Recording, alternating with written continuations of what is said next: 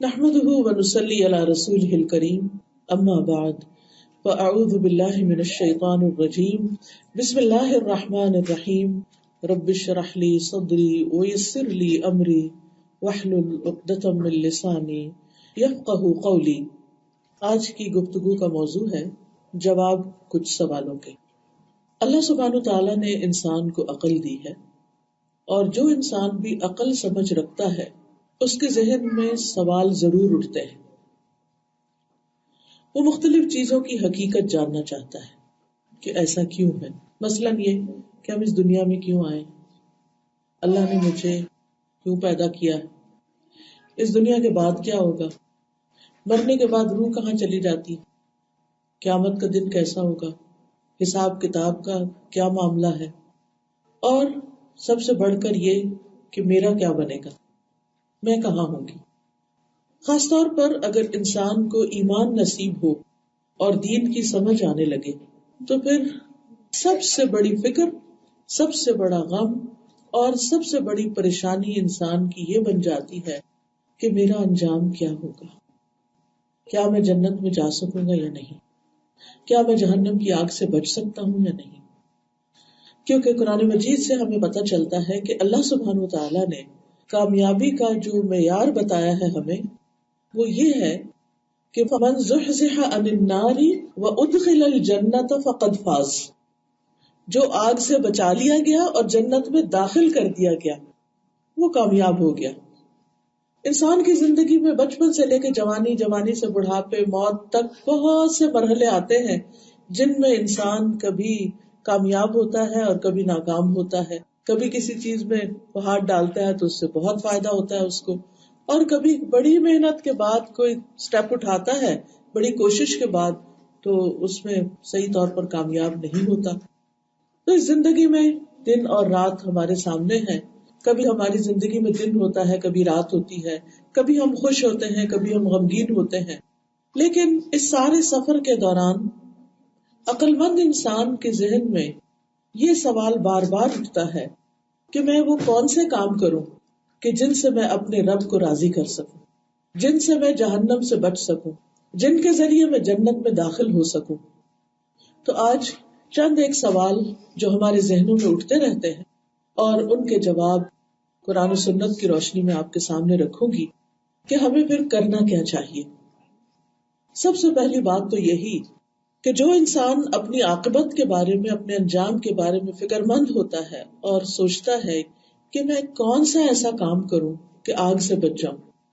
کبھی کبھی ایسا ہوتا نا کہ رات کے وقت ہماری آنکھ کھل جاتی ہے، یا ہم نے کوئی ایسی مجلس اٹینڈ کی ہوتی ہے جہاں پر جنت جہنم کا تذکرہ ہوتا ہے، کبھی چولہے پہ کام کرتے ہوئے ہمارا ہاتھ جل جاتا ہے، تو اس وقت ہمیں لازماً یہ خیال آتا ہے کہ آخرت کی آگ تو بہت سخت ہے، اس سے کیسے بچوں، کوئی مجھے کام ایسا پتا چلے کہ جو میں زندگی میں کر جاؤں اور آگے بچ جاؤں۔ اور جب ہم کاموں کا سوچتے ہیں تو بعض اوقات بڑے بڑے کام سوچتے ہیں، لیکن ہمارا دین اتنا خوبصورت ہے کہ اس میں ہمیں بہت سی آپشنز دی گئی۔ ہر انسان کو اللہ تعالیٰ نے مختلف طرح پیدا کیا، جس طرح ہماری شکل و صورت فرق ہے، ہر بندہ دوسرے بندے سے مختلف ہے، اسی طرح ہماری سوچ اور ہمارے اندر کا ہمارا جو باطن ہے یا ہمارا جو اپنی ایک سوچ سمجھ ہے وہ ہر دوسرے بندے سے مختلف ہوتی۔ اسی وجہ سے آپ نے دیکھا ہوگا کہ دو گہرے دوستوں کے درمیان بھی، بہن بھائیوں کے درمیان بھی، ماں باپ اور بچوں کے درمیان بھی اختلاف ہو جاتا ہے، ایک طرح سوچتا ہے، دوسرا دوسری طرح، اور یہ نہیں ہوتا کہ دونوں کو ایک دوسرے سے نفرت کرتے ہیں تو اس وجہ سے ان کا ڈفرنس آف اوپینین ہوتا ہے، نہیں، ایسا نہیں، بلکہ سوچ کے فرق کی وجہ سے۔ قرآن مجید سے بھی ہمیں پتہ چلتا ہے، اللہ تعالیٰ فرماتے ہیں قُلْ كُلٌّ يَعْمَلُ عَلَى شَاكِلَتِهِ، کہہ دیجئے کہ ہر شخص اپنے اپنے طریقے پر کام کرتا ہے۔ شاکلہ کا لفظ بھی شکل سے نکلا کہ ایک باہر کی شکل ہے ہماری اور ایک ہماری اندر کی شکل بھی ہے، ایک ہمارا باہر کا حسن ہے اور ایک اندر کا حسن ہے، اور جس کے اندر حسن ہوتا ہے اس کے باہر کا حسن دوبالا ہو جاتا ہے۔ باہر کا حسن صرف میک اپ سے نہیں دوبالا ہوتا، یہ خوبصورت انسان نہیں بنتا، بلکہ جس انسان کے اندر پازیٹیو تھنکنگ ہوتی ہے، جس انسان کا دل خوبصورت ہوتا ہے، جس انسان کی سوچ اچھی ہوتی ہے، جس انسان کے دل میں دوسروں کی محبت اور کیئر اور خیر خواہی ہوتی ہے، اس انسان سے مل کر آپ کو ہمیشہ خوشی ہوتی. تو سوال یہ پیدا ہوتا ہے کہ اگر ہم واقعی یہ چاہتے ہیں کہ ہم آگ سے بچیں، جہنم سے بچیں، تو پھر ہم کیا کام کریں؟ سب سے پہلی چیز جو آگ سے بچنے کے لیے ضروری ہے وہ ہے لا الہ الا اللہ، کہ اللہ کے سوا کوئی الہ نہیں، کوئی معبود نہیں، صرف ایک اللہ کی عبادت. اور کس طرح کہ یہ نہیں کہ بتوں کی پوجا سے صرف بچنا یا اور اس طرح کی چیزوں سے نہیں، ہر کام صرف اللہ کے لیے کرنا، اللہ کو خوش کرنے کے لیے ہر کام چاہے وہ چھوٹا ہی کیوں نہ ہو. رسول اللہ صلی اللہ علیہ وسلم نے فرمایا تم میں سے ہر فرد اللہ تعالیٰ اس سے قیامت کے دن اس طرح اس سے کلام کرے گا کہ اللہ اور بندے کے درمیان کوئی تیسرا ترجمان نہیں ہوگا، انٹرپریٹر نہیں ہوگا. پھر وہ دیکھے گا تو اس کو اپنے آگے کوئی چیز نظر نہیں آئے گی، پھر وہ سامنے دیکھے گا تو اس کے سامنے آگ ہوگی. بس تم میں سے جو بھی شخص آگ سے بچنے کی استطاعت رکھتا ہے تو وہ ضرور بچے، خواہ کھجور کے ایک ٹکڑے کے ذریعے ہی کیوں نہ بچے. تو اس سے یہ پتہ چلتا ہے کہ خالص اللہ کی رضا کے لیے اگر انسان چھوٹا سا کام بھی کرتا ہے، کسی کو پوری کھجور نہیں، آدھی کھجور کا ایک حصہ ہی دیتا ہے، لیکن اس سے مراد اس کی یہ نہیں ہوتی کہ یہ مجھے اپریشیٹ کرے یا یہ میرا شکریہ ادا کرے یا یہ میرے بارے میں بہت اچھا سوچے یا یہ جو سارے مجھے دیکھ رہے ہیں وہ بھی خوش ہو جائیں کہ واہ بھائی یہ تو صرف خود نہیں کھاتا اوروں کو بھی ساتھ کھلاتا ہے. نہیں، صرف اللہ کی رضا کے لیے. تو جو شخص اللہ کو خوش کرنے کے لیے صدقہ کرتا ہے، چاہے اس صدقے کی مقدار چھوٹی سی کیوں نہیں، تھوڑی سی کیوں نہیں، وہ تھوڑا سا صدقہ بھی اس کے کام آئے گا قیامت کے دن. کیونکہ قیامت کے دن نامہ اعمال جو ہے وہ تولا جائے گا اور اس میں ایک ایک ذرے کا بھی وزن ہوگا جو بھی ہم نے کیا ہوگا. تو جس کا نیکیوں کا پلڑا بھاری ہو جائے گا وہ جنت میں جائے گا، جہنم سے بچ جائے گا. اب آپ دیکھیے کہ بعض اوقات ایسا ہوتا ہے کہ ہم نے سب کچھ کیا ہوتا ہے مگر تھوڑا سا فرق رہ جاتا ہے، تو وہ جو چھوٹی سی کمی ہوتی ہے نا وہ بہت بڑی کمی بن جاتی ہے. بعض اوقات آپ کے پاس زندگی میں بے شمار نعمتیں ہوتی ہیں لیکن کسی ایک چھوٹی سی چیز کی کمی ہوتی ہے. مثلاً اگر کسی کے پاس سب کچھ ہے، گھر ہے، بزنس ہے، سب کچھ، لیکن کیا نہیں، بچے بھی ہیں مگر بیٹی نہیں. تو آپ نے دیکھا ہوگا کہ جس کی بیٹی نہ ہو وہ کہیں نہ کہیں ضرور مینشن کرتا ہے مجھے بیٹیوں کا بڑا شوق ہے، مجھے بیٹیاں بہت اچھی لگتی ہیں، اللہ تعالیٰ ہمیں بھی ایک بیٹی دے دیتا. اور جن کے پاس بیٹا نہیں، خیر وہ تو بہت بڑی کمی کا اپنے آپ کو شکار سمجھتے ہیں. تو زندگی میں بعض اوقات ایک چھوٹی سی چیز نہیں ہوتی تو اس پر بھی ہم سارا وقت سوچتے رہتے ہیں کاش یہ ہو جاتی. تو قیامت کے دن انسان چھوٹے سے عمل کے لیے تڑپے گا کہ کاش میں یہ کر لیتا. اس لیے جب کبھی کوئی نیکی کا موقع آئے، مثلاً آپ بیٹھے آپ کو سبحان اللہ ہی کہنے کا موقع مل جائے، الحمدللہ کہنے کا، کوئی ذکر کرنے کا، کر ڈالیے. آپ کو نہیں پتا کہ کل قیامت کے دن آپ کو اسی کی ضرورت پڑ جائے، اسی چھوٹی سی چیز کی. تو اس لیے چھوٹی سے چھوٹی نیکی کو بھی ہاتھ سے نہیں جانے دینا. اسی طرح آگ سے بچانے کے لیے ایک اور بڑی مفید چیز ہے اور وہ ہے اللہ کے راستے میں ایک دن روزہ رکھنا. یعنی اللہ کی خاطر جو شخص ایک دن بھی روزہ رکھتا ہے، یعنی نفلی روزہ، اللہ تعالیٰ اس دن کی وجہ سے اس کے چہرے سے 70 سال کی مسافت تک آگ دور کر دے گا. یعنی قیامت کے دن آگ اس سے کتنی دور ہو جائے گی؟ 70 سال، بہت دور. یعنی 70 سال کوئی چلتا رہے تو آگ ساتھ تک پہنچے. اور یہ ہے نفلی روزہ رکھنے کا ثواب. اسی طرح یہ تو ہے ایک بدن کی نیکی، پہلی نیکی تھی مال کی نیکی، اور ایک ہے اللہ کے ڈر سے رونا. حدیث میں آتا ہے کہ 3 طرح کی آنکھیں قیامت کے دن جہنم کو نہ دیکھ سکے گی. وہ آنکھ جو اللہ کے ڈر سے رو پڑی. آپ نے دیکھا ہوگا کہ دنیا میں تو انسان کئی وجوہات کی بنا پر رو دیتا ہے. اور ہم خواتین کا دل تو ویسے ہی نرم ہوتا ہے، کسی کا دکھ دیکھتے ہیں، کسی کی پریشانی سنتے ہیں تو ہمیں فوراً رونا آ جاتا ہے. آپ نے دیکھا ہوگا اپنے بچے ہی کا دکھ نہیں دیکھا جاتا، انسان رونے لگ جاتا ہے. کوئی کچھ کہہ دیتا ہے، ہرٹ ہو جاتا ہے، انسان رونے لگ جاتا ہے. یہ سب اپنی جگہ ہے، لیکن کسی وقت تنہائی میں بیٹھ کے صرف اپنے کسی گناہ کو یاد کر کے رونا، صرف اللہ سے ڈر کے، دنیا کی کسی وجہ سے نہیں، آخرت کے خوف سے کہ کئی میری پکڑ نہ ہو جائے، یہ چیز انسان کو جہنم سے بچانے والی. تب آپ دیکھیے آنسو کا قطرہ، ایک روزہ، ایک کھجور کے آدھے حصے کا صدقہ انسان کو جہنم کی آگ سے بچانے والا ہے. اسی طرح آپ دیکھیے کہ جہاں ہمیں جہنم سے بچنے کی فکر ہوتی وہاں ہمیں یہ بھی ہوتی ہے کہ یا اللہ جنت میں لے جانے والے کام کیسے، وہ کون سے کام ہے، میں کیا کروں کہ میں جنت میں گھر بنا سکوں. اور آپ دیکھیے کہ جنت میں تو صرف ایک کوڑا رکھنے کی جگہ دنیا اور دنیا میں جو کچھ ہے سب سے زیادہ قیمتی ہے. اگر ہمیں کوئی کہے کہ میں تمہیں ایک چھوٹی سی چیز بتاتی ہوں، اگر تم یہ کر لو تو تمہیں فلاں علاقے میں بہترین گھر مل جائے گا، تو ہم میں سے کوئی نہ ہو کہ جو وہ نہ کرے. لیکن جنت کے لیے ہم وہ چھوٹے چھوٹے عمل جو ہیں ان کو اگنور کر دیتے ہیں. اگر ہمیں واقعی جنت کا شوق ہے تو پھر اس کے لیے بھی محنت کرنی پڑے گی، اس کے لیے بھی کوشش کرنی پڑے گی. اور ان کوششوں میں بھی آپ دیکھیں کہ ہماری کوششیں بعض اوقات کسی کام کے کرنے کی ہوتی، اور بعض اوقات کوئی کام چھوڑ کر انسان جنت میں پہنچ سکتا ہے. مثلاً حدیث میں آتا ہے رسول اللہ صلی اللہ علیہ وسلم نے فرمایا، میں ذمہ دار ہوں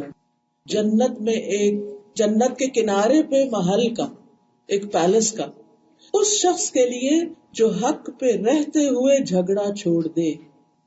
بعض اوقات آپ کا ہسبینڈ کے ساتھ یا کسی بہن بھائی کے ساتھ کوئی جھگڑا چل پڑتا ہے اور معمولی سی بات ہوتی ہے اور پھر وہ ناراضگی بن جاتی ہے، پھر ایک دوسرے سے بول چال ختم ہو جاتی ہے، پھر وہ ایک دوسرے سے میل ملاقات، آنا جانا، شادی پہ اب بس قطع رحمی ہو جاتی، اور دونوں اپنی اپنی جگہ کیا سمجھتے ہیں، ہم حق پر، ہمارا قصور نہیں. تو ایسی صورت میں انسان کو کیا کرنا چاہیے کہ انسان چاہے یہ سمجھے کہ میں حق پر ہوں. تو آپ دیکھیے کہ زندگی میں کہیں نہ کہیں کسی نہ کسی سے جھگڑا ہو ہی جاتا ہے. ایسے میں جھگڑا، ناراضگی چھوڑ کے آپ سلام میں پہل کر لیں، بڑا مشکل ہے، اتنا آسان نہیں. لیکن جس کو یہ پتا ہو کہ اس کے بدلے جنت مل جائے گی، اس کے لیے نہیں مشکل، وہ اپنے دل پہ پتھر رکھ لے گا اور آگے بڑھ جائے گا.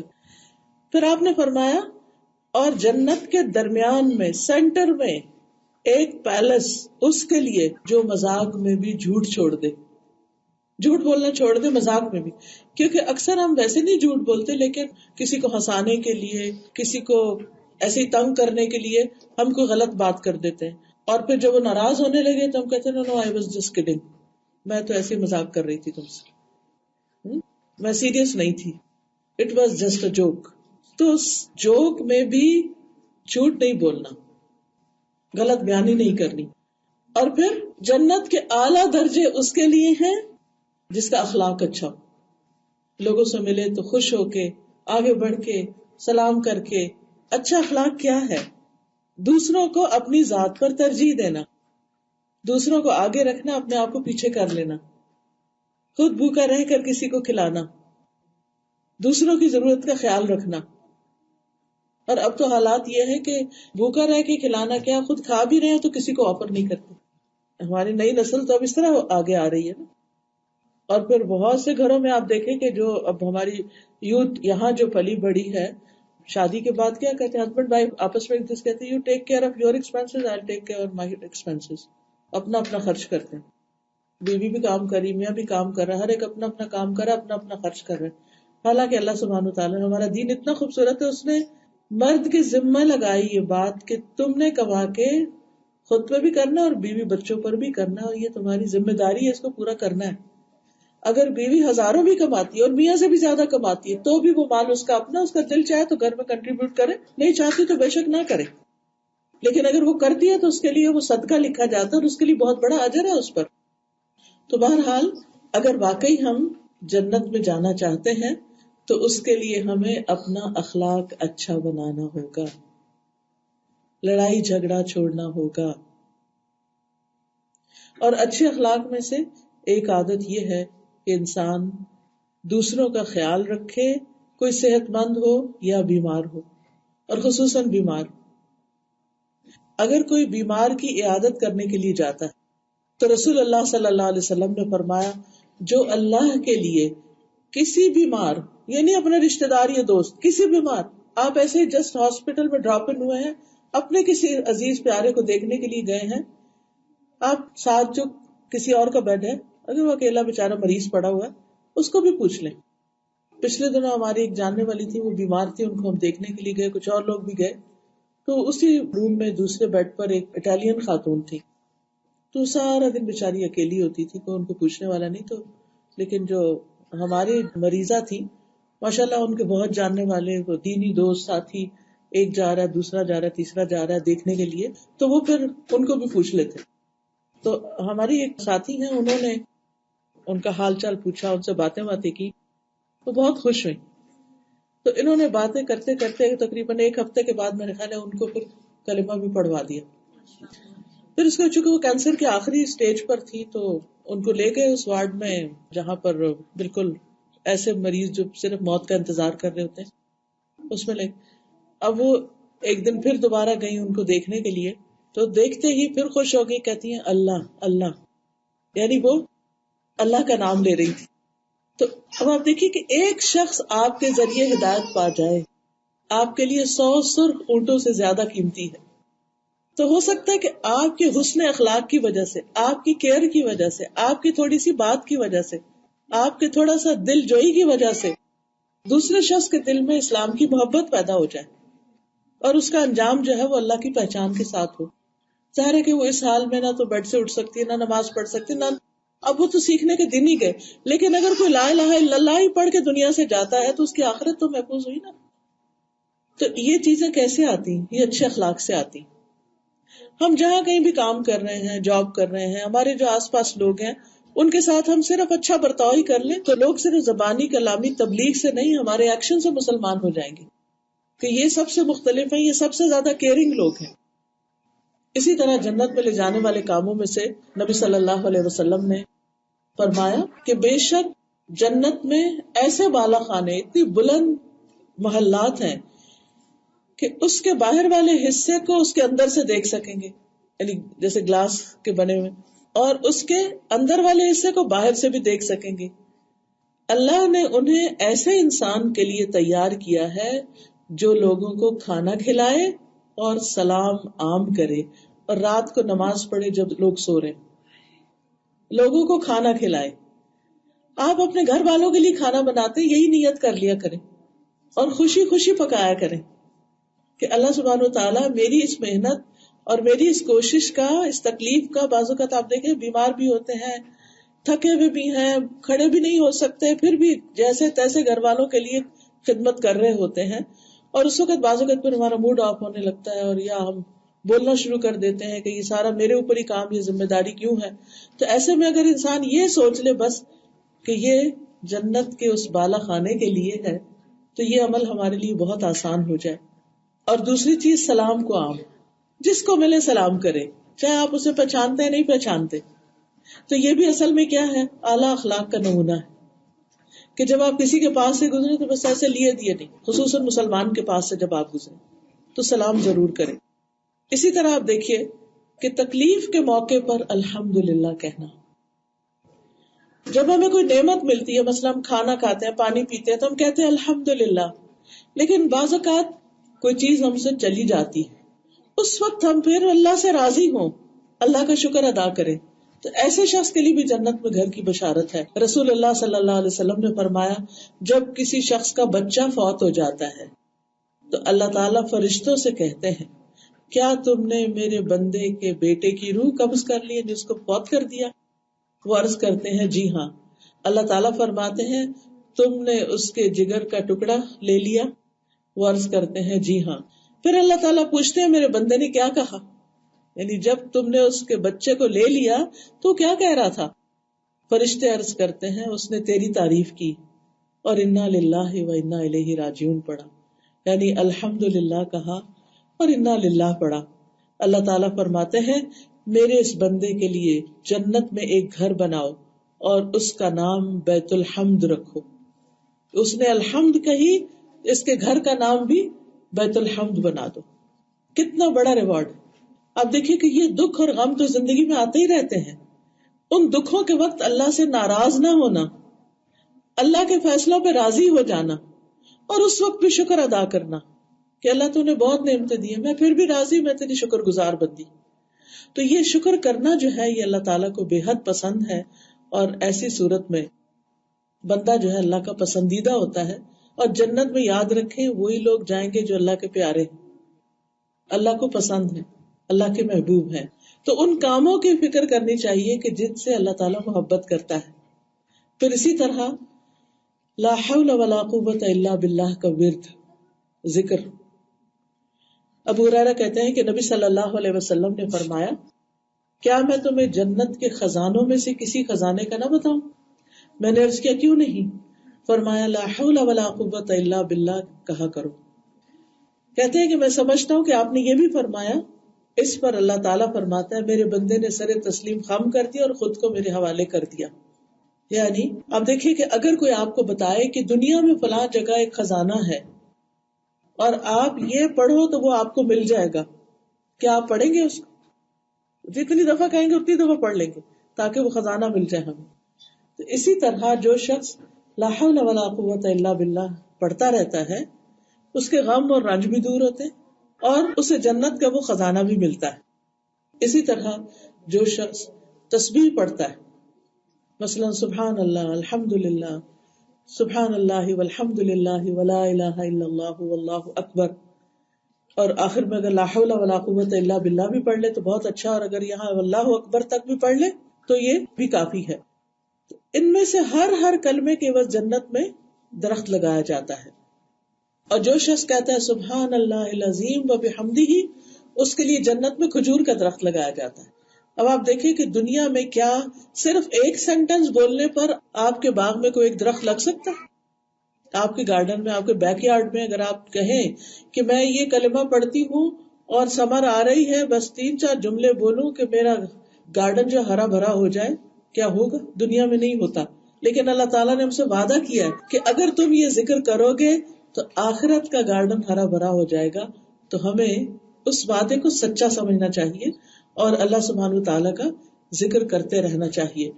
رسول اللہ صلی اللہ علیہ وسلم نے فرمایا، جس نے سبحان اللہ والحمد للہ ولا الہ الا اللہ واللہ اکبر یہ پڑھا، اللہ تعالیٰ ان میں سے ہر کلمے کے عوض جنت میں اس کے لیے درخت لگائیں گے.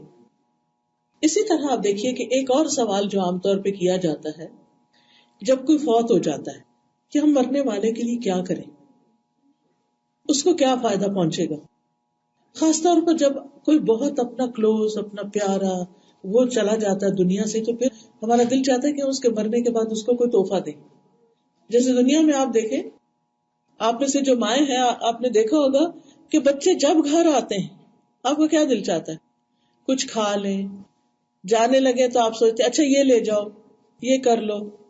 کہیں آپ جاتے ہیں تو واپس آتے ہیں تو آپ کہتے ہیں چلو اس کے لیے یہ لے جاؤں، اس بچے کو یہ دیں، اس بچے کو وہ. مائیں ساری زندگی کیا چاہتی ہیں؟ اپنے بچوں کے لیے کچھ نہ کچھ دینے کو ہی دل چاہتا ہے، چاہے بچے کچھ بھی نہ دیں آپ کو، پھر بھی آپ کا دل ہوتا ہے کہ ہم ان کو کچھ دے دیں.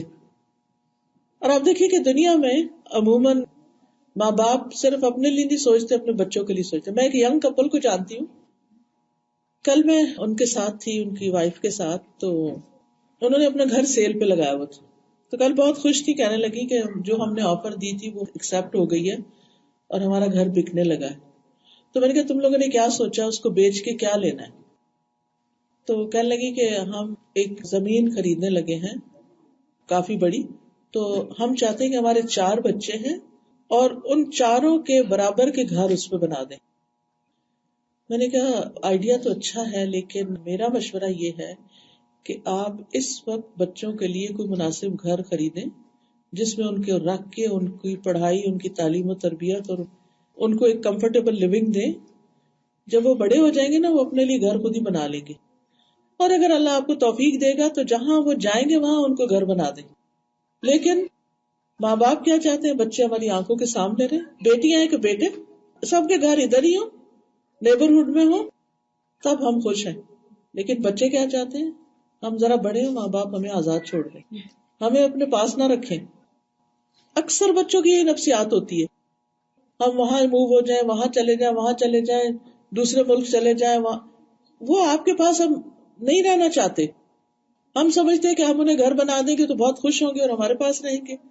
ایسا نہیں ہے، صرف ایک نفسیات کی بات ہے بچوں کی. تو جس چیز میں وہ خوش ہے نا، ان کا حصہ ان کو دے دیں. ابھی آپ خود ینگ ہیں، ابھی آپ کو خود رہنے کی ضرورت ہے. اپنے لیے پرسکون گھر بنائیں، چھوڑیں ان کی فکر. ابھی کب وہ زمین بنے گی، کب وہ گھر بنے گے، 2 سال لگیں گے، 3 سال لگیں گے. اس 3 سال کے عرصے میں ان بچوں کا وقت گزر جائے گا جو آپ ادھر ادھر رہیں گے رینٹ پر، کبھی کہیں کبھی کہیں. تو بہتر ہے کہ اس وقت ان کے لیے کچھ کریں. تو میرا کہنے کا مطلب یہ، اس مثال کو بتانے کا مقصد یہ ہے کہ ہم بچوں کی ہر چیز کے بارے میں سوچتے رہتے ہیں، ان کے بہتر سے بہتر مستقبل کے بارے میں. اگر ہمارے پاس مال ہے تو ہم چاہتے ہیں مال سے خوش کر دیں، اور کچھ ہے تو وہ دے دیں. اور اسی طرح اگر ان میں سے کوئی فوت ہو جائے تو پھر ہمارا دل چاہتا ہے کہ اس کو آگے بھی کچھ بھیجیں. تو صدقہ جاریہ کے لیے پھر کیا کریں؟ ایک بچہ چلا گیا پہلے، اب اس کا حصہ تو اس کو نہیں ملے گا، وراثت تو اس کی رہ گئی، اس کے بچوں کو بھی نہیں جائے گا. کیونکہ ماں باپ کے ہوتے ہیں، اگر بچہ فوت ہو جائے تو اس کے بچوں کے لیے وراثت میں حصہ نہیں جاتا. ہاں ویسے گفٹ دے سکتے ہیں آپ ان کو. تو ایسی صورت میں ان کے نام پر کوئی آپ چیریٹی کا کام کر سکتے ہیں، کسی خیر کے کام میں لگا سکتے ہیں تاکہ ان کے لیے صدقہ جاریہ بنے. رسول اللہ صلی اللہ علیہ وسلم نے فرمایا جب انسان مر جاتا ہے تو اس کے اعمال کا سلسلہ ختم ہو جاتا ہے سوائے 3 چیزوں کے جن کا ثواب میت کو پہنچتا ہے. ایسا علم جس سے فائدہ اٹھایا جائے، نیک اولاد جو میت کے لیے دعا کرے، اور صدقہ جاریہ. یعنی زندگی میں آپ نے کوئی ایسی جگہ پیسہ لگایا کہ جہاں کوئی نیک کام ہو رہا ہے تو وہ جب تک نیک کام ہوتا رہے گا آپ کا ثواب لکھا جاتا رہے گا. اور دوسرے، مرنے کے بعد کسی کے نام پر کہیں کوئی مسجد بنوا دینا یا اور صدقہ جاریہ کا کام کرنا. تو یہ چیزیں جو ہیں یہ انسان کی آخرت کے لیے فائدہ دیتی. اور پھر دعا، میت کو سب سے زیادہ جو چیز فائدہ دیتی ہے وہ دعا ہے. رسول اللہ صلی اللہ علیہ وسلم نے فرمایا مومن کے مرنے کے بعد بھی جن اعمال اور نیکیوں کا ثواب اسے ملتا ہے ان میں سے چند یہ. نمبر 1، وہ علم جو اس نے لوگوں کو سکھایا. آپ اپنے بچوں کو اگر کچھ بھی سکھاتے ہیں، پڑھاتے ہیں دین دنیا کا، تو یہ آپ کے لیے صدقہ جاریہ ہے. اور علم کو پھیلایا، زیادہ سے زیادہ لوگوں کو بتایا. مثلا آج کی یہ مجلس ہے، جس نے اس کا اہتمام کیا، جس نے کال کی، فون کیا، لے کر آئے، رائڈ دی، بتایا، تیار کیا، سارا انتظام کیا. اب جتنے لوگوں نے جو جو کچھ سنا اور جو اس پر عمل کیا اس کا ثواب اس کو ملے گا. آپ اپنے گھروں میں کوئی بھی علم کی مجلس کرتے ہیں، آپ کے نیبرہڈ سے لوگ جمع ہوتے ہیں، وہ سیکھتے ہیں، چلے جاتے ہیں، یہ آپ کے لیے صدقہ جاریہ بن جاتا ہے. جب تک وہ اس پہ عمل کریں گے وہ آپ کو بھی فائدہ پہنچے گا. نیک اولاد جو کوئی چھوڑ جائے، جب تک بچے نیک رہیں گے ثواب ملتا رہے گا. مصحف یعنی قرآن جو اس نے میراث میں چھوڑا، یعنی وہ قرآن جس پہ وہ پڑھتا تھا پھر اس کے بعد اس کو اور پڑھنے لگ گیا اس کو. یا کوئی مسجد جو اس نے بنائی، چاہے ساری بنائے چاہے مسجد کا ایک حصہ. یا مسافر خانہ بنایا، پہلے زمانے میں مسافروں کے لیے فری رہائش ہوتی تھی، اب تو بڑے بڑے ہوٹلز بن گئے ہیں.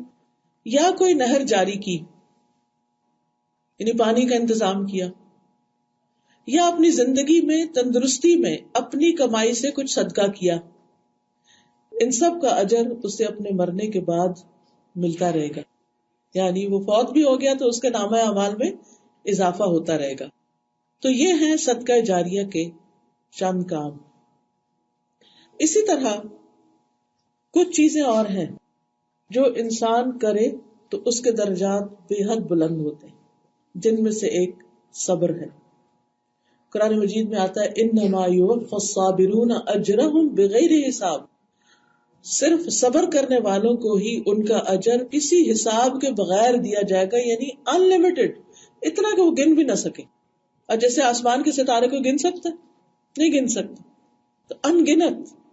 ایسے ہی جب کوئی شخص کسی کی بات پر، کسی کی تکلیف دہ باتوں سے چپ ہو جاتا ہے، کسی بیماری پہ صبر کرتا ہے، واہ ویلا نہیں مچاتا، کسی کے فوت ہونے پر صبر کرتا ہے، الحمدللہ کہہ دیتا ہے، تو یہ سارے کام ایسے کام ہیں کہ جن پر انسان کو ایسے ہی اجر ملے گا جیسے بے شمار ستارے ہوں. پھر اسی طرح بعض اوقات انسان کے درجے اس کے نیک اعمال سے نہیں بڑھتے، تکلیف آنے پر جو صبر کرتا ہے اس سے بڑھتے ہیں. حدیث میں آتا ہے جب اللہ کے ہاں کسی بندے کا مقام اور مرتبہ اس درجے سے آگے بڑھ جاتا ہے جہاں اس کا عمل نہیں پہنچتا، یعنی مقام بڑا اللہ کے ہاں اس کا، لیکن اس کا عمل ابھی اتنا نہیں ہے کہ وہ اس تک پہنچے، تو اللہ تعالیٰ اسے اس کے جسم میں یا اس کے مال میں یا اس کی اولاد میں اسے کسی آزمائش میں ڈال دیتا ہے. کوئی بیماری ایسی آ جاتی، کسی کو کینسر ہو جاتا ہے، کوئی ہارٹ کی بیماری میں مبتلا ہو جاتا ہے، اور یہ اس کے لیے سخت تکلیف اور پریشانی کا باعث بن جاتی ہے، اور پھر وہ اس کو صبر بھی عطا کر دیتا ہے. تو اس بیماری یا تکلیف کی وجہ سے وہ اس بلند درجے پہ پہنچ جاتا ہے جو اللہ کی طرف سے اس کے لیے لکھا گیا ہوتا ہے کہ اس بندے کو یہاں تک آنا ہے. تو اس لیے اگر کوئی تکلیف ہو تو اس پر انسان پریشان نہ ہو، دکھی نہ ہو. اسی طرح اگر ہم یہ چاہتے ہیں کہ ہماری ہر بات ہی صدقہ ہو، یعنی ہم بات کریں تو اچھی بات کریں، کیونکہ ہر وقت انسان مال کا صدقہ نہیں دے سکتا، اور صدقہ جو ہے وہ بلاؤں کو ٹالتا ہے، تکلیفیں دور ہوتی ہیں اس سے.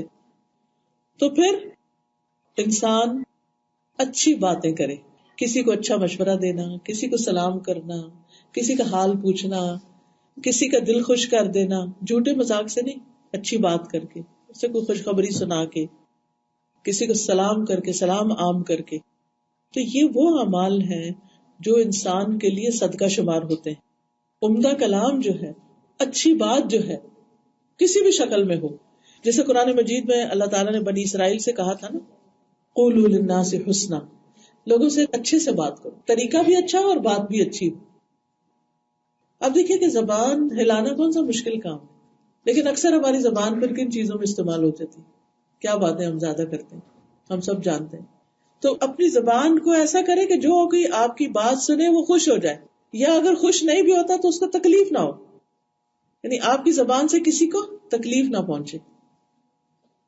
اسی طرح اگر کوئی شخص یہ چاہتا ہے اس کا ہر عمل ہی عبادت ہو، اس کی ساری زندگی عبادت میں گزرے، تو وہ کیا کرے؟ کیونکہ آپ دیکھیے کہ ہمارے پاس ہر وقت نفل پڑھنے یا نماز پڑھنے یا ذکر کرنے کا بازو کا ٹائم نہیں ہوتا، ہم دنیا کے کام میں لگے ہوتے ہیں. تو ہمارا دنیا کا کام کیسے عبادت بن سکتا ہے؟ تو اس کے لیے پہلی بات یہ کہ انسان جو کام بھی اللہ کی خاطر کرتا ہے، اللہ کو خوش کرنے کے لیے، وہ چھوٹا سا کام ہی کیوں نہ ہو، وہ سارے کا سارا عبادت ہے. چاہے آپ گھر کا کام کاج کر رہے ہیں، اپنے بچوں کو پال رہے ہیں، انہیں اسکول چھوڑنے جاتے ہیں، اسکول سے لینے جاتے ہیں، ان کو بیٹھ کے ہوم ورک کراتے ہیں، تکلیف دہ کام ہے، مشکل ہوتی ہے، آپ کی مصروف لائف میں بھاگ رہے ہیں، دوڑ رہے ہیں. تو اگر آپ اچھے طریقے سے وہ کام کر رہے ہیں اور آپ کے دل میں اگر آئے بھی کہ اٹس ٹو مچ، تو آپ اس پر یہ سوچیں کہ میں اللہ سے اجر پانے کے لیے کر رہی ہوں اور اللہ ہی کی خاطر کر رہی ہوں، اور اس کی جزا مجھے اللہ سے چاہیے، چاہے میرا شوہر نہیں بھی اپریشیٹ کرتا. کیونکہ بعض اوقات آپ اتنے کام کر رہے ہوتے ہیں، کوئی آپ کو تھینک یو بولنے والا بھی نہ، بچے تھینک یو کہتے ہیں نہ کوئی اور کہتا ہے، تو پھر آپ گھبرانے لگتے ہیں، آپ کے اوپر ایک بوجھ سا پڑنے لگتا ہے کہ میری تو کوئی ورتھ ہی نہیں، میری تو کسی کام کی قدر ہی نہیں. نہیں، اللہ سبحانہ تعالیٰ قدردان ہے. تو کیا کرنا ہے؟ ہر کام اللہ سبحانہ تعالیٰ کے لیے ہی کرنا ہے. اللہ تعالیٰ فرماتے ہیں قرآن مجید میں، وَالَّذِينَ صَبَرُوا ابْتِغَاءَ وَجْهِ رَبِّهِمْ وَأَقَامُوا الصَّلَاةَ وَأَنفَقُوا مِمَّا رَزَقْنَاهُمْ سِرًّا وَعَلَانِيَةً وَيَدْرَؤُونَ بِالْحَسَنَةِ السَّيِّئَةَ أُولَئِكَ لَهُمْ عُقْبَى الدَّارِ. اور وہ جنہوں نے اپنے رب کا چہرہ چاہنے کے لیے صبر کیا، نماز قائم کی، اور ہم نے انہیں جو کچھ دیا ہے اس میں سے خرچ کیا، کھلے بھی چھپے بھی، اور برائی کو نیکی کے ساتھ ہٹایا، یعنی کسی نے برا کیا تو جواب میں اچھا ہی کیا، یہی لوگ ہیں جن کے لیے اس گھر کا اچھا انجام ہے. یعنی یہ ساری چیزیں اس کے لیے اجر و ثواب کا ذریعہ بن جاتی ہیں. پھر اسی طرح انسان بعض اوقات شیاطین اور جنات سے گھبراتا ہے. تو بہت سے لوگ یہ سوال کرتے ہیں کہ شیطان سے کیسے بچیں؟ شیطان تو ہمارے ساتھ لگا ہوا ہے، شیطان تو ہمارے پیچھے لگا ہوا ہے، تو ہم کیا کریں؟ ہمیں وسوسے بہت آتے ہیں. کچھ لوگوں کا یہ ہوتا ہے کہ ہمیں بہت وسوسے آتے ہیں، وہ ان کو کیسے نکالیں؟ ایسا کام کر لیا تو وسوسے آ رہے ہیں، پتہ نہیں قبول ہوا کہ نہیں، نماز پڑھی ہے تو پتہ نہیں 4 رکعتیں پڑھی کہ 3 کو، وہ وسوسے پریشان کن حد تک. اس کے لیے ایک تو یہ کتاب ہے یا کا نستعین، اس کے اندر پورا ایک چیپٹر ہے، چیپٹر کیا چھوٹے سے یعنی 1 صفحہ 1.5 ہے، جس میں وہ مسنون دعائیں لکھی گئی ہیں جو وسوسوں کا علاج ہے. تو اگر آپ کو اللہ کے بارے میں کوئی ایسے خیال آتے ہیں یا دین کے بارے میں یا انسانوں کے بارے میں، تو ان دعاؤں کو پڑھنا شروع کریں تو انشاءاللہ آپ کو چین آئے گا. کیونکہ اس کا حل یہی ہے، شیطان سے بچنے کے لیے سب سے بڑا طریقہ یہی ہے کہ انسان اللہ کی پناہ لے. قرآن مجید میں آتا ہے وَإِمَّا يَنزَغَنَّكَ مِنَ الشَّيْطَانِ نَزْغٌ فَاسْتَعِذْ بِاللَّهِ إِنَّهُ سَمِيعٌ عَلِيمٌ. اگر کبھی آپ کو شیطان اکسائے، کبھی غصہ دلاتا ہے نا، اور کبھی کہتا ہے کرو کرو اس کے ساتھ یہ معاملہ، آپ اللہ کی مدد لیں، اللہ سے پناہ لیجیے، بے شک وہ سب کچھ سننے والا اور خوب جاننے والا ہے. اسی طرح ایک صحابی ہیں، وہ کہتے ہیں کہ اے اللہ کے رسول صلی اللہ علیہ وسلم، بے شک شیطان میرے اور میری قرات کے بیچ میں حائل ہو جاتا ہے، مجھے قرآن بلا دیتا ہے، سورت اچھی طرح یاد ہے وہ بھول جاتی ہے، کتنی دفعہ آپ نے پڑھی ہوتی ہے وہ بیچ میں اٹک آ جاتی ہے. تو رسول اللہ صلی اللہ علیہ وسلم نے فرمایا وہ شیطان ہے جسے خنزب کہا جاتا ہے، یعنی اس کا نام کیا ہے؟ خنزب. جب تم اسے محسوس کرو تو اس سے اللہ کی پناہ مانگ لیا کرو اور اپنے بائیں جانب 3 مرتبہ تھتکار دیا کرو، ایسے کر دیا کرو.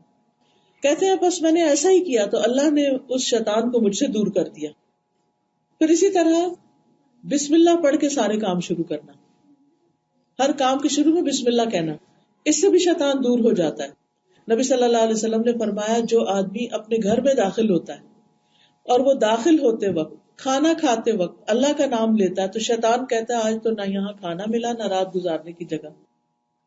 اور اگر کوئی اپنے گھر میں داخل ہوا اور داخل ہوتے وقت دروازہ کھولا بسم اللہ نہیں پڑی، شیطان ساتھ، اور پھر کھانا کھایا تو بسم اللہ نہیں پڑی تو وہ بھی ساتھ لے گیا، تو وہ کہتا ہے کہ یہ تو دونوں چیزیں آج مجھے مل گئی. تو شیطان سے بچنے کا طریقہ کیا ہے کہ ہر چیز پر بسم اللہ. پھر اسی طرح آیت الکرسی، جب انسان سونے کے لیے بستر پر جائے تو آیت الکرسی پڑھے، اور صبح تک اللہ کی طرف سے ایک نگران فرشتہ آپ کے ساتھ ہوگا، مفت کا باڈی گارڈ آپ کو مل کے جو آپ کی حفاظت کرے گا، اور شیطان پاس بھی نہیں پھٹک سکے گا. اور خاص طور پر اگر آپ اس طرح کریں کہ چاروں طرف یعنی آیت الکرسی پڑھ کے چاروں کونوں میں پھونک دیں،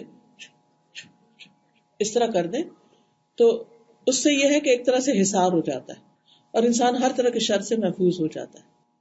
اب دیکھیے کہ جیسے آپ نے اکثر سنا ہوگا کبھی کسی کے گھر میں رات کو آگ لگ گئی، کبھی کچھ ہو گیا، تو اس میں بعضوں کا شیطانی اثرات بھی ہوتے ہیں. اور اگر انسان یہ آیت الکرسی اور یہ اذکار پڑھ لیتا ہے تو اس طرح کے سارے خوف وسوسے دور ہو جاتے ہیں. ایک اور سوال، اکثر لوگ مجھ سے پوچھتے ہیں کہ ہم پر قرضہ ہے تو قرض کیسے چکائیں، اس کے لیے کوئی دعا بتا دیں کہ قرضہ ادا ہو جائے. حضرت علی کہتے ہیں کہ ایک مکاتب غلام کے ساتھ انہوں نے معاہدہ کیا تھا، تو وہ ان کے پاس حاضر ہوا اور کہنے لگا کہ میں تو یہ پیمنٹ کرنے سے عاجز آ گیا ہوں. اس زمانے میں یہ ہوتا تھا کہ غلام آزادی خریدتا تھا کہ میں ہر مہینے آپ کو اتنا اتنا دے دوں گا تو پھر آپ مجھے چھوڑ دیں. کہنے لگا کہ آپ میری مدد کریں، میں تو یہ اپنی یہ قسطیں نہیں ادا کر سکتا. کبھی ایسا بھی ہوتا ہے نا کہ آپ گھر لیتے ہیں یا کوئی گاڑی لیز پر لی ہوتی ہے، اچانک جاب چلی جاتی ہے، اب اس کو کہاں سے بھریں، ایسی پریشانیاں لاحق ہوتی رہتی. تو حضرت علی نے کہا کہ میں تمہیں ایسے کلمات سکھاتا ہوں جو رسول اللہ صلی اللہ علیہ وسلم نے مجھے سکھائے تھے، اگر تمہارے اوپر پہاڑ کے برابر بھی قرضہ ہوگا تو بھی اللہ اسے تمہاری طرف سے ادا کر دے گا، یعنی وہ ادا کا ہونے کا بندوبست ہو جائے گا. اور وہ دعا کیا ہے؟ اللہم اکفنی بحلالک عن حرامک واغننی بفضلک عمن سواک. یہ دعا انسان پڑھتا رہے تو قرضوں کی ادائیگی میں رکاوٹ نہیں آئے گی، اللہ سبحانہ وتعالی بندوبست کر دے گا. پھر اسی طرح ایک اور دعا بھی ہے، اللہم مالک الملک تؤتی الملک من تشاء وتنزع الملک ممن تشاء وتعز من تشاء وتذل من تشاء بیدک الخیر انک علی کل شیء قدیر رحمان الدنیا والآخرہ ورحیمہما تعطیہما من تشاء وتمنع منہما من تشاء ارحمنی رحمتا تغنینی بہا عن رحمت من سواک. تو اس کے بارے میں بھی آتا ہے کہ اگر احد پہاڑ جتنا بھی کسی پہ قرضہ ہو تو ان کلمات کے پڑھنے سے وہ قرضہ ادا ہو جائے گا. تو اس لیے ان اذکار کو کرتے رہیں. اسی طرح انسان اگر یہ چاہتا ہے کہ اس کی تکلیف پر اسے اجر ملے تو وہ کیا دعا پڑھے. ان بعض اوقات کو بہت ہرٹ ہو جاتا ہے، بہت دکھ ہو جاتا ہے، کوئی چوٹ لگ جاتی ہے، کوئی چیز گم جاتی ہے، کوئی چیز کھو جاتی ہے، کوئی برتن ہی ٹوٹ جاتا ہے گھر کا، کچھ ہو جاتا ہے. ہر وہ چیز جو آپ کو تکلیف دے اس وقت ایک دعا اگر آپ پڑھ لیں، اللہ آپ کی اس تکلیف کو خوشی میں بدل دے گا اور اس پر اجر دے گا آپ کو. وہ دعا ہے اللہم اجرنی فی مصیبتی، اللہ مجھے میری مصیبت میں اجر دے، واخلف لی خیرا منہا، اور مجھے اس سے بہتر چیز دے. جو بھی چیز جائے اللہ مجھے اس سے بہتر عطا کر. کوئی سیٹ ٹوٹ گیا، کوئی زیور کھو گیا، کوئی کچھ ہوتا ہے نا، اور انسان وہ غم دل کو لگا کے بیٹھا رہتا ہے اور اللہ سے مدد نہیں مانگتا. تو ایسے موقع پر انا للہ و انا الیہ راجعون، اللہم اجرنی فی مصیبتی واخلف لی خیرا منہا، اللہ میری اس مصیبت میں مجھے اجر عطا کر اور مجھے اس سے بہتر عطا کر. اسی طرح بعض لوگ پوچھتے ہیں ہمیں یہ دکھ ہے، یہ تکلیف ہے، یہ پریشانی ہے، کوئی وظیفہ بتا دیں، کوئی طریقہ بتا دیں، کیا کریں. ٹھیک ہے، وظیفوں سے بھی تکلیفیں دور ہوتی ہیں، لیکن نبی صلی اللہ علیہ وسلم نے ایک بڑا ہی پریکٹیکل طریقہ بتایا ہے دکھوں، پریشانیوں، مصیبتوں کو دور کرنے کا. اور وہ کیا ہے؟ کسی دوسرے کا دکھ دور کرنا. نبی صلی اللہ علیہ وسلم نے فرمایا جس نے کسی مسلمان سے دنیا کے دکھوں میں سے ایک دکھ دور کیا، اللہ تعالیٰ اس سے قیامت کے دکھوں میں سے ایک دکھ دور کر دے گا. اور ایک اور حدیث میں آتا ہے ایک مسلمان دوسرے مسلمان کا بھائی ہے، وہ اس میں ظلم نہیں کرتا، نہ ظلم ہونے دیتا ہے. جو شخص اپنے بھائی کی ضرورت پوری کرنے میں لگ جاتا ہے اللہ اس کی ضرورت پوری کرنے میں لگ جاتا ہے. آپ کسی کے کام آئے، آپ کسی کی مدد کریں، اللہ آپ کی مدد کرے گا.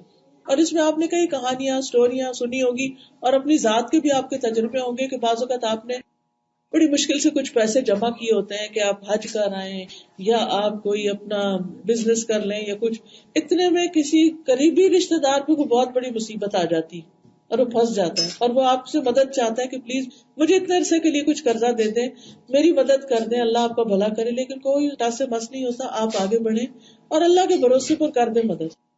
اللہ سبحانہ وتعالیٰ آپ کے کئی اٹکے ہوئے کام نکال دے گا. جو کسی کی ضرورت پوری کرنے میں لگ جاتا ہے اللہ اس کی ضرورتیں پوری کرنے میں لگ جاتا ہے. کسی کو رائڈ چاہیے، کسی کو کوئی کام ہے، کسی کو کوئی مدد ہے، کسی کا بعض اوقات اتنی مدد ہوتی ہے کہ آپ جا رہے تھے بچے کو اسکول لینے تو آپ کی دوست کا راستے میں فون آ جاتا ہے میرے بچے کو بھی لیتی آنا. اور کہتے اچھا پھر مجھے چھوڑنا بھی پڑے گا، نہیں وہ دل پہ ایک بھاری گزرتا ہے بعض اوقات. لیکن آپ خوشی سے کہیں جی بالکل آپ فکر ہی نہیں کریں، میں لے آؤں گی، اب میں پہنچا بھی دوں گی اور کھانا بھی کھلا دوں گی، آپ فکر نہیں کریں، آپ جائیں اپنا کام کریں. یہ جو خوشی سے آپ کسی کی ذمہ داری اپنے اوپر لے لیتے ہیں نا، یہ آپ اس پر تو احسان کر رہے ہیں لیکن یہ آپ کا اپنے اوپر احسان ہوتا ہے. اس کے بدلے میں اللہ سبحانہ وتعالیٰ غیب سے کوئی آپ کا ایسا کام ٹھیک کر دے گا کہ اگر اس میں آپ پڑتے تو بہت بڑی مشکل میں پڑ جاتے. کئی دفعہ آپ دیکھیں نہ چاہتے ہوئے ایکسیڈنٹ ہو جاتے ہیں، آپ طریقے سے جانے کو اور آ کے آپ کو مار دیتا ہے، کئی مسائل کھڑے ہو جاتے ہیں، کھڑے کہیں سے سلپ ہو جاتے ہیں، کچھ ہو جاتا ہے.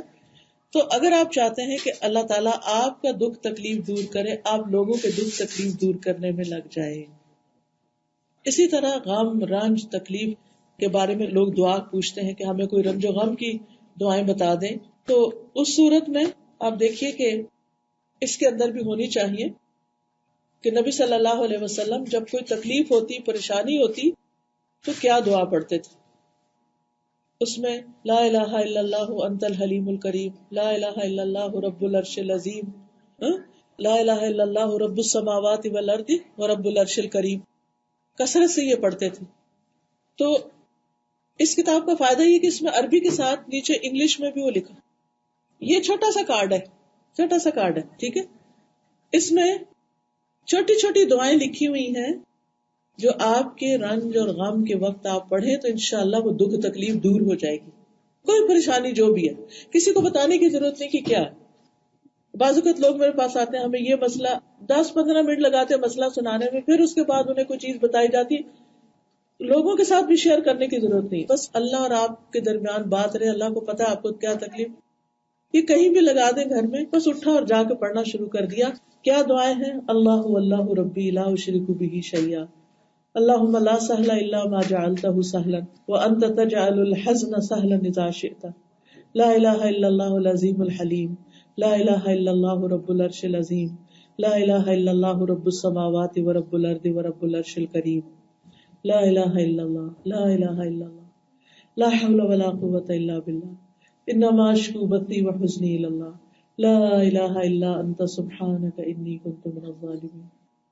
یہ پڑھنا شروع کر دیں، آپ دیکھیں گے تھوڑی دیر کے بعد آپ کے اندر ایک قرار آنے لگے گا، آپ کا دکھ اور تکلیف دور ہونے لگے گی، آپ کی غم، فکر اور پریشانی اس سے نجات ہونے لگے گی انشاءاللہ تعالی۔ اسی طرح بعض اوقات ہم بڑے انسیکیور فیل کرتے ہیں، بچے اسکول جاتے ہیں ہم انسیکیور ہوتے ہیں، بچہ گاڑی لے گیا آپ کو، جب تک گھر واپس نہیں آیا آپ کو ایک ڈر سا لگا رہتا ہے۔ تو اللہ سبحانہ تعالیٰ کی طرف سے حفاظت کیسے ہوتی؟ حفاظت کا کیا نسخہ ہے؟ فجر کی نماز، حدیث میں آتا ہے جس نے صبح کی نماز پڑھی وہ اللہ عز و جل کی ذمہ داری میں ہے، اللہ اس کا ذمہ لے لیتا ہے۔ پھر جو اشراق یا چاشت کی نماز پڑھتا ہے، رسول اللہ صلی اللہ علیہ وسلم نے فرمایا، اللہ تعالیٰ فرماتے ہیں اے ابن آدم تو دن کے پہلے حصے میں میری رضا کے لیے 4 رکعتیں پڑھ لے، میں دن کے آخر تک تیری کفایت کروں گا، تیرے کام کروں گا۔ پھر چیزوں کو اللہ کے سپرد کریں، کیا کریں کہ میں اس کو اللہ تیری حفاظت میں دیتی، بچہ نکلا کہ اللہ تیری حفاظت۔ رات کو سوتے وقت دعا پڑھیں، اللہم اسلمت نفسی الیک ووجہت وجہی الیک وفوضت امری الیک، اللہ میں نے اپنا آپ تیرے حوالے کیا، میں نے اپنا رخ تیری طرف کر لیا، میں نے اپنا کام تیرے سپرد کر دیا۔ کبھی بچے دوسرے ملک پڑھنے جاتے ہیں، دور چلے جاتے ہیں، ہاسٹلوں میں چلے جاتے ہیں، دل ڈرا ہی رہتا ہے ماؤں کا کہ پتہ نہیں کوئی ایسی خبر نہ سن لیں، پتہ نہیں کیا ہو۔ تو ایسی صورت میں اللہ کے حوالے کر دے معاملات۔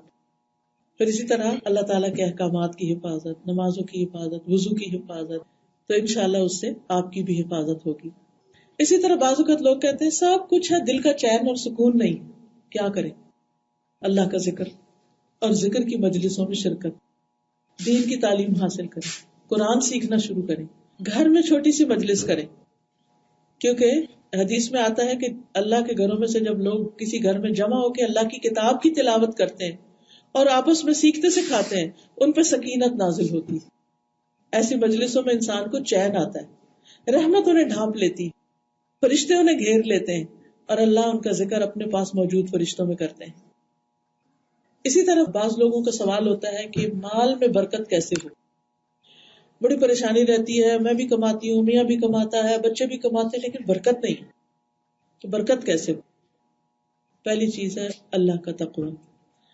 فرمایا وَلَوْ أَنَّ أَهْلَ الْقُرَىٰ آمَنُوا وَاتَّقَوْا لَفَتَحْنَا عَلَيْهِمْ بَرَكَاتٍ مِّنَ السَّمَاءِ وَالْأَرْضِ، اگر یہ بستیوں والے ایمان لاتے اور اللہ کا تقوی اختیار کرتے تو ہم ان پر آسمان اور زمین کی برکتوں کے دروازے کھول دیتے۔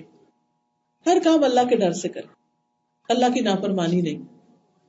دوسری چیز صدقہ، حدیث میں آتا ہے تم جو بھی صدقہ کرو گے اللہ اس کی جگہ اور دے گا، اور وہ سب رزق دینے والوں میں سے بہتر ہے۔ قرآن مجید میں آتا ہے وَمَا أَنفَقْتُم مِّن شَيْءٍ فَهُوَ يُخْلِفُهُ وَهُوَ خَيْرُ الرَّازِقِينَ۔ بچوں کی جاب شروع ہوئی، پہلی تنخواہ میں سے لازماً صدقہ کروائیں، پھر ہر مہینے صدقہ کروانے کی عادت کریں، تاکید کریں اور انہیں لے کے بیٹھے کہ بیٹا دینے سے مال بڑھتا ہے، صرف بینک میں جمع کرنے سے نہیں بڑھے گا۔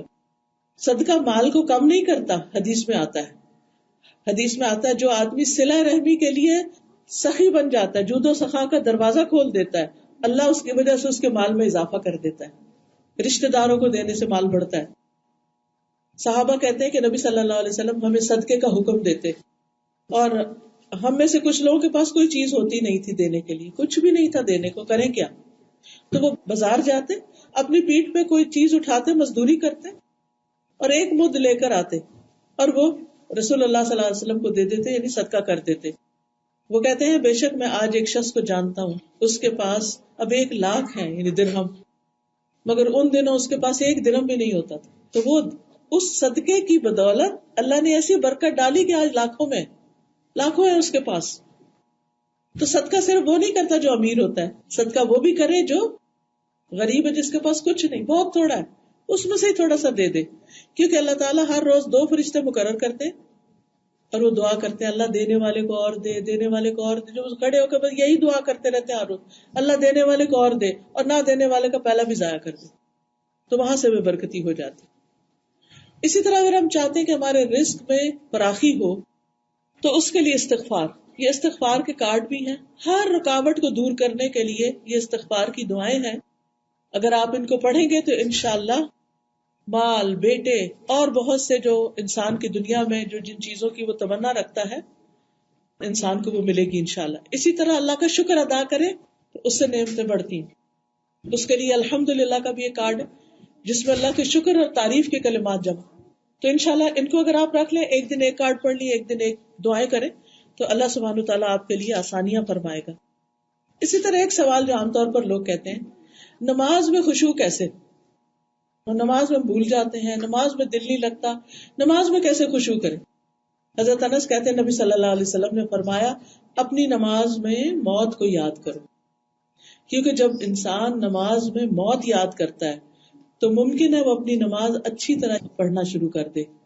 اور اس آدمی کی طرح نماز پڑھو جو یہ سمجھتا ہے کہ یہ نماز اس کی آخری نماز ہے، اس کے بعد اس نے کوئی اور نماز نہیں پڑھنی. تو اس طریقے سے انسان کی نمازوں میں خشوع و خضوع آنے لگتا ہے. ایک آدمی نبی صلی اللہ علیہ وسلم کے پاس آیا، کہنے لگا اللہ کے رسول مجھے کچھ بتائیے اور مجھے کوئی مختصر سی نصیحت کر دیجیے. آپ نے فرمایا جب تم اپنی نماز کے لیے کھڑے ہو تو ایسی نماز پڑھو گو دنیا سے جا رہے ہو، اور کوئی ایسی بات منہ سے نہ نکالو جس کے بارے پھر معذرت کرنی پڑے، اور لوگوں کے پاس جو کچھ ہے اس سے مایوس ہو جاؤ، ان پہ توجہ نہ کرو. اسی طرح بعض لوگ کہتے ہیں کہ لوگ ہم سے بہت بھاگتے ہیں، ہمارے رشتے دار ہم سے نہیں ملتے، فلاں نہیں، ہسبینڈ محبت نہیں کرتا، بچے محبت نہیں کرتے. اس کا نسخہ کیا ہے؟ حدیث میں آتا ہے ایک آدمی نے نبی صلی اللہ علیہ وسلم کی خدمت میں عرض ہو کر کہا اللہ کے رسول مجھے ایسا عمل بتائے جب میں کروں تو اللہ بھی مجھ سے محبت کرے، لوگ بھی مجھ سے محبت کریں. آپ نے فرمایا دنیا سے بے رغبت ہو جاؤ تو اللہ محبت کرے گا، اور لوگوں کے پاس جو کچھ ہے اس سے بے نیاز ہو جاؤ. لوگوں کے مال، لوگوں کی چیزوں پہ نظر نہ رکھو، لوگ تم سے محبت کریں گے. کیونکہ لالچی آدمی جو ہوتا ہے نا اس سے کوئی محبت نہیں کرتا. اسی طرح اگر انسان چاہتا ہے کہ اللہ تعالیٰ اس سے محبت کرے تو اس کے لیے ضروری ہے کہ انسان احسان کرے دوسروں پر، نبی صلی اللہ علیہ وسلم کا اتباع کرے، کاموں کو خوبصورتی کے ساتھ کرے، اللہ کی خاطر بندوں سے محبت کرے، یعنی اللہ سے اجر پانے کے لیے دعاؤں میں آہوزاری کریں، خوب خوب دعائیں کریں. پھر اسی طرح بعض لوگ سوال کرتے ہیں کہ ہم کیا کام کریں کہ اللہ کا قرب پائیں، مقربین میں شامل ہو جائیں. تو اس کا نسخہ ہے سجدوں کی کثرت، فرائض کے علاوہ نوافل کا بھی اہتمام، خصوصاً تہجد کا، رات کے آخری حصے میں ذکر اور کثرت سے صدقہ خیرات. پھر اسی طرح اگر انسان یہ چاہتا ہے کہ انسان اللہ کی نگاہ میں ہو، اللہ تعالیٰ اس سے راضی ہو جائے، تو اس کے لیے بھی ضروری ہے کہ پھر انسان کثرت سے اللہ کو یاد کرے. فاذکرونی اذکرکم، تم مجھے یاد کرو میں تمہیں یاد کروں گا. اللہ کے بارے میں اچھا گمان. تو انشاءاللہ جب یہ چیزیں ہوں گی زندگی میں تو اللہ کی رحمتیں آئیں گی. اللہ سبحانہ وتعالی ہمیں عمل کرنے والا بنائے. وآخر دعوانا ان الحمد للہ رب العالمین. اگر آپ کے ذہن میں کوئی اور سوال ہے یا جو میں نے کہا ہے اس کے بارے میں کوئی مزید وضاحت پوچھنا چاہتے ہیں تو اب آپ کی باری ہے، آپ پوچھ سکتے ہیں. جی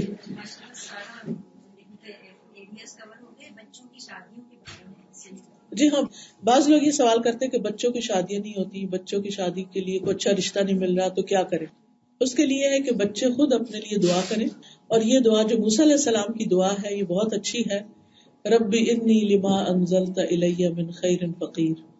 وہ پردیس میں گئے تھے، کوئی جان پہچان نہیں تھی، وہاں انہوں نے یہ دعا پڑھی تھی اور فوراً ہی شادی بھی ہوگی، گھر بھی مل گیا، کام بھی، جاب بھی، ہر چیز. آپ اس میں تھوڑی سی روشنی ڈالیں. آج کل لوگ پڑھنے والے بچوں کو بچیوں کا رشتے نہیں دیتے. میں بچہ یونیورسٹی میں پڑھ رہا ہے، وہ کہتے ہیں بچہ کام نہیں کرتا، بچہ جاب نہیں ہے. تو جیسے الحمدللہ میرا بیٹا ہے یونیورسٹی میں پڑھ رہا ہے، میری نیت ہے کہ اللہ تعالیٰ مجھے اس وقت سے کیونکہ فتنہ بہت ہے باہر. جی ہاں، اسی سوچ سے کئی جگہ سے مجھے یہ مایوسی ہوئی کہ بچہ کام کیا کرتا ہے. تو میں یہ سوچتی ہوں کہ ہمارا ایمان اتنا کمزور ہو گیا کہ آج اگر بچے کے پاس جاب نہیں ہے تو پھر کل جاب کے باوجود سے جاب ڈالے. اس سلسلے میں یہ کہوں گی کہ میں نے اپنی تینوں بیٹیوں کی شادی جب کی، تینوں داماد اس وقت کام نہیں کرتے تھے. یعنی جب میں نے رشتہ کیا تو ابھی وہ پڑھ رہے تھے. پہلی بیٹی کا رشتہ کیا، بچہ پڑھ رہا تھا.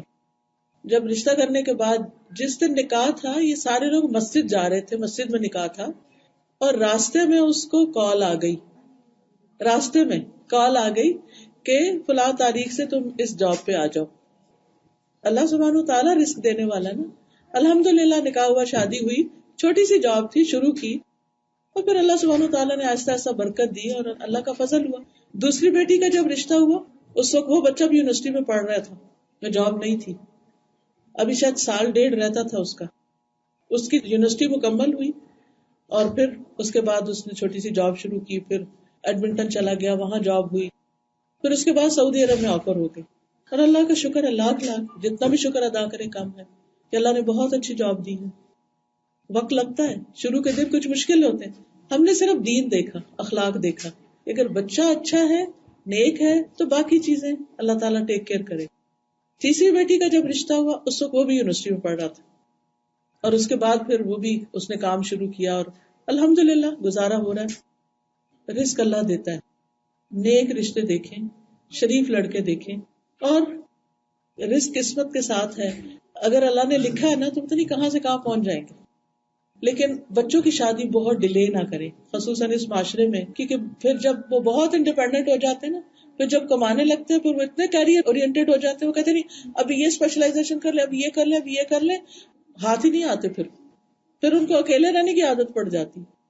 تو اپنی طرف سے کوشش کریں، باقی تو اللہ کے ذمہ ہے، اللہ کا ہی کام ہے، جب وہ چاہے گا ہوگا، ہم چاہے جتنی بھی کوشش کر لیں. ٹھیک ہے، یہاں سے کچھ ہاتھ کھڑا ہو. جی، استخارہ کا مطلب ہوتا ہے اللہ سے خیر مانگنا. 2 نفل پڑھ کے استخارے کی دعا پڑھے، مسنون دعا. مجھے نہیں معلوم استخارے کا کارڈ یہاں ہے کہ نہیں، اس کی دعا بھی لکھی ہوئی ہے ادھر. جی، وہ کارڈ اپنے پاس رکھ لیں، جب نفل پڑھیں وہ دعا پڑھ کے اللہ سے دعا کریں، اور اس کے بعد وہ کام کر لیں. آپ نے اللہ سے اس میں خیر مانگی، اللہ تعالیٰ خیر ڈال دے گا. یاد رکھیے کہ دنیا کے ہر کام میں کوئی نہ کوئی رکاوٹ مشکل ہوتی ہی ہے، لیکن جب انسان اللہ سے مدد مانگ کے دعا کر کے شروع کرتا ہے تو اس کام میں برکت ہو جاتی ہے. یہ جو کارڈ ہے نا استخارے کا، اس میں سارا طریقہ بھی لکھا ہوا، اس میں پورا طریقہ لکھا ہوا اور آخر میں دعا لکھی ہوئی. جی جیسے لوگ کہتے ہیں کہ دل مطمئن ہونا چاہیے. جی ہاں، اس میں یہ ہے کہ مطمئن کا مطلب یہ ہے کہ آپ ویسے آپ کو ٹھیک لگ رہا ہے کام، لیکن آپ کہتے نہیں اللہ سے مشورہ ضروری ہے اور اللہ تعالیٰ سے دعا کرنی چاہیے، تو نفل پڑھ کے دعا کر کے پھر آپ شروع کریں. اس میں پوری ڈیٹیلز موجود ہیں. ٹھیک ہے، جزاکم اللہ خیرن. اللہ تعالیٰ آپ کا میرا آنا قبول فرمائے اور ہمارے اس وقت میں برکت ڈالے، اور جو کچھ ہم نے کہا ہے اللہ ہمیں اس پر عمل کرنے والا بنائے. اللہ تعالیٰ آپ سب کو جزائے خیر دے جنہوں نے اس مجلس کو ارینج کیا اور اس وقت ہمیں یہاں بلایا اور ہم سب بیٹھے. اللہ تعالیٰ قبول کرے اور ہماری آخرت میں کامیابی کا اس کو ذریعہ بنا دے. سبحانک اللہم و بحمدک، اشہد ان لا الہ الا انت، استغفرک و اتوب الیک. اللہم صلی علی محمد وعلی آل محمد کما صلیت علی ابراہیم وعلی آل ابراہیم انک حمید مجید. اللہم بارک علی محمد وعلی آل محمد کما بارکت علی ابراہیم وعلی آل ابراہیم انک حمید مجید. ربنا آتنا فی الدنیا حسنۃ وفی الآخرۃ حسنۃ وقنا عذاب النار. ربنا هب لنا من ازواجنا وذرياتنا قرة اعین واجعلنا للمتقین اماما. رب ارحمهما كما ربياني صغيرا. ربنا لا تزغ قلوبنا بعد إذ هديتنا وهب لنا من لدنك رحمة إنك أنت الوهاب. ربنا تقبل منا إنك أنت السميع العليم وتب علينا إنك أنت التواب الرحيم.